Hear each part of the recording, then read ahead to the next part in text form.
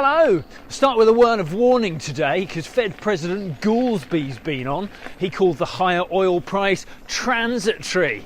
And we all know how Powell's transitory chat did not age well with post-COVID inflation.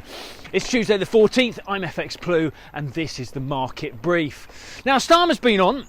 He's bringing together 40 nations to reopen the Straits of Hormuz. The UK is definitely not getting dragged into the war, so this coalition force is definitely not that.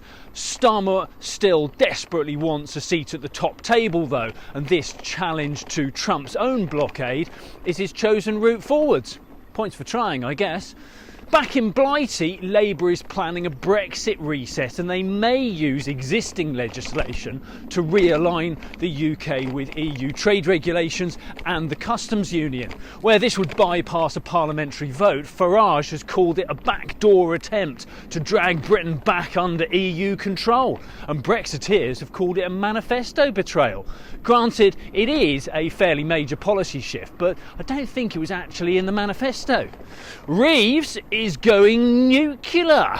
She's announced a £2.5 billion investment for 3 small modular reactors.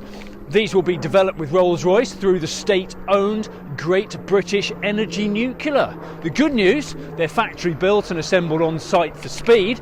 The bad news, they'll still take nearly a decade to come online. Over in the US, the housing market is struggling. Existing home sales dropped below 4 million in March, which is a 9-month low, and average mortgage rates are back over 6% thanks to the Iran strikes. However, the inflationary pressure may begin to wane if Goolsby's call is correct and the higher oil price is transitory. Don't hold your breath on that one though. In the market, risk appetite is driving the dollar at the moment. The dollar index pulled back to around 98.35 before the US Navy blockade paired any losses. Sterling broke 135 and kicks off around 135.15 against the dollar.